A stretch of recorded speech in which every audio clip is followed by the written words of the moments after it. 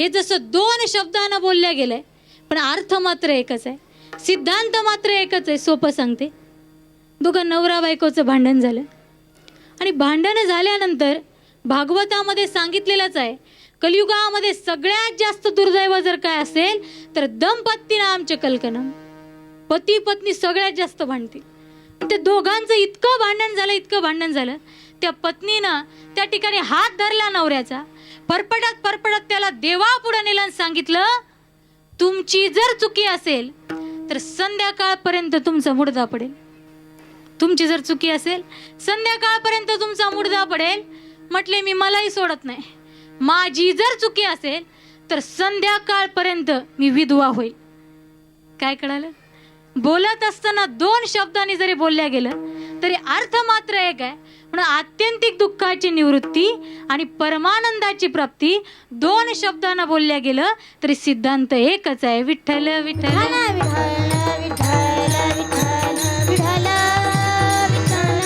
मग देवाच्या नावानं जर मोक्ष प्राप्त होतो तर पहिला मुद्दा पाहूया, देवाच्या नावानं सुख प्राप्त होतं का होत नाही म्हटले. या जन्मात जर सुख होत असेल तर समजायचं गत जन्मामध्ये केलेल्या पुण्याचं हे फळ आहे. मग सुखाला कारण जर पुण्य असेल तर देवाच्या नावानं किती पुण्य प्राप्त होतं. हरिमुखे म्हणा, हरिमुखे म्हणा, पुण्याची गणना कोण करी.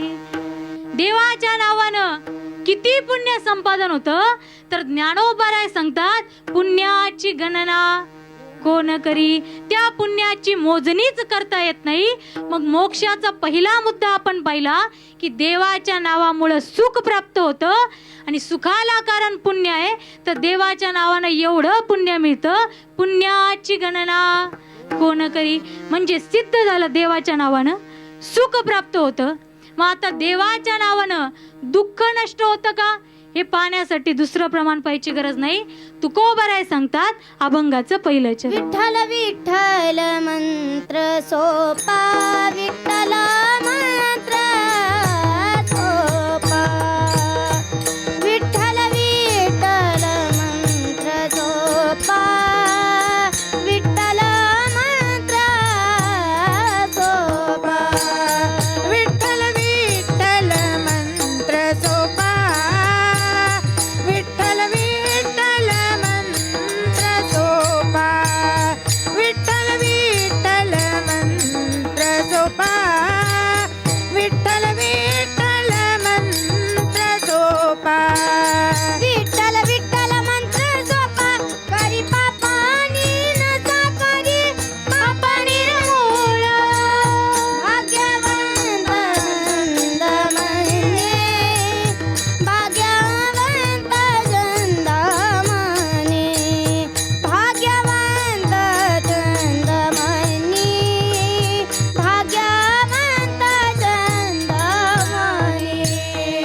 विठ्ठल विठ्ठल मंत्र सोपा, करी पापा निर्मूळा, विठ्ठल विठ्ठल मंत्र सोपा, करी पापा निर्मूळा, करी पापा निर्मूळा, करी पापा निर्मूळा, भाग्यवंता चंद म्हणे, भाग्यवंता चंद म्हणे, भाग्यवंता चंद म्हणे, भाग्यवंता चंद म्हणे.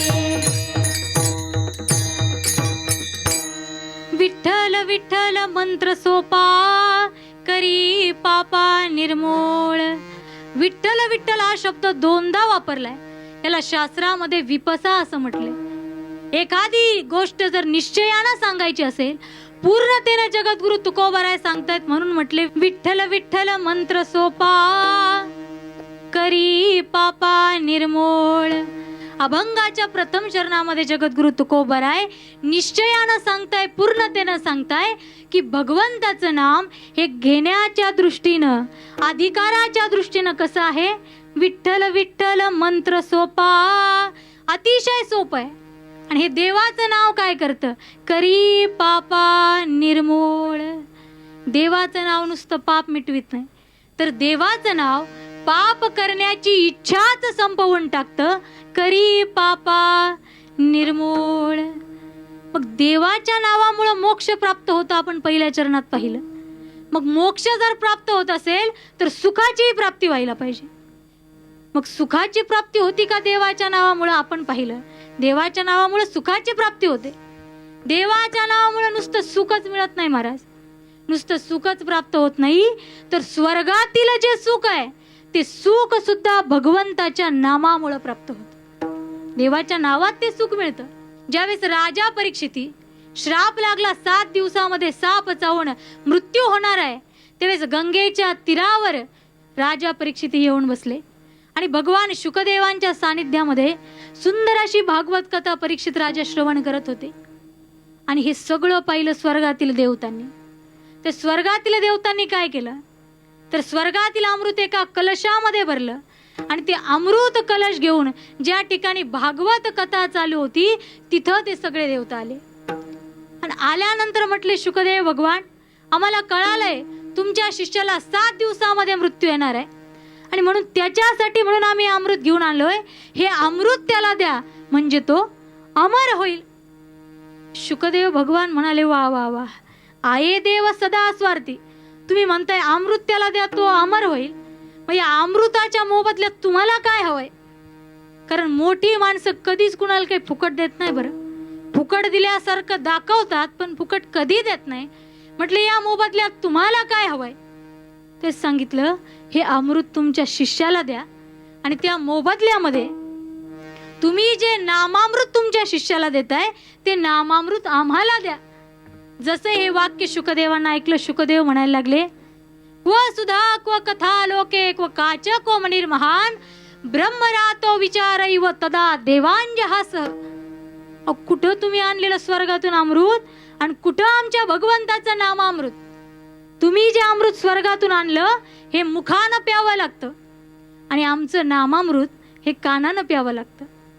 आणि असं सांगितलं जातं, मुख से जो पिया जाता है वो नीचे जाता है, मुख से जो पिया जाता है वो नीचे जाता है, लेकिन कान से जो पिया जाता है वो ऊपर जाता है और ऊपर वाले तक ले जाता है. म्हणून तुमच्या अमृताची आणि आमच्या अमृताची तुलना नाही. तुम्ही जे स्वर्गातून अमृत घेऊन आले ना, हे अमृत पिल्यानंतर पुण्य वाढत नाही, हे अमृत पिल्यानंतर पुण्य कमी कमी होत जातं. पण आमच्या देवाचं नामामृत पिल्यानंतर पुण्य कमी होत नाही तर पुण्याची वाढ होते. वैकुंठापेक्षाही विशेष सुख या भगवंताच्या नामामुळे मिळतं. मोक्षाचा पहिला मुद्दा आपण पाहिला की देवाच्या नावामुळे सुख प्राप्त होतं का? म्हटले देवाच्या नावामुळे सुख प्राप्त होतं. मग आता दुसरा मुद्दा पाहायचा आहे की देवाच्या नावामुळे दुःखाची निवृत्ती होते का? देवाच्या नावामुळे